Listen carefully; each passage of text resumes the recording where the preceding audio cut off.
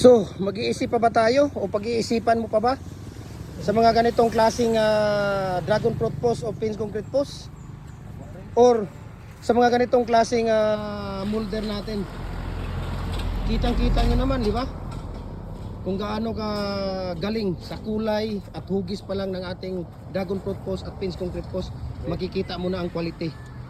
So hindi na natin dapat pang sabihin, di ba?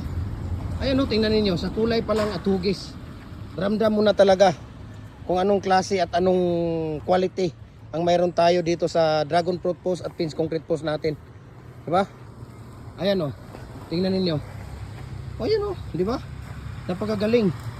So ano pang gagawin ninyo? I-message nyo ako para i-share ko sa inyo ang price list sa shipping details dito sa ating mga molder. Sa ating pins concrete post o dragon fruit post, yung 6 feet natin, 4x4 by 6 feet natin 200, ang ating 4x4 by 7 feet natin 230, ang ating 4x4 by 8 feet natin 280. So sa mga molder natin, sa dragon fruit post, pins concrete post, dual heavy duty molder natin, nagko-customize din tayo kung anong gusto ninyo. Gusto niyo ng 4.5 by 4.5 by 8 or 5x5 by 8 or 5.5 by 5.5 by 8 or 6 by 6 by 8 or 6.5 by 6.5 by 8. Nagko-customize tayo, detachable at saka fix. Message nyo ako, share ko sa inyo prices sa shipping details dito. Dahil maghapon, ginamit nila yung molder natin. So ganito ang gagawin natin. Okay? Ayan o. Kailangan mo lang hugasan ang loob ng ating molder para mapanatiling malinis ang loob. Para kinabukasan, maglagay tayo ulit ng used oil para ang ating poste makinis. Ayun o, kita ninyo ang gilid ng poste natin. Ayun o, kung makikita ninyo, di ba? Tingnan mo yung gilid ng poste natin. Napakakinis po, di ba?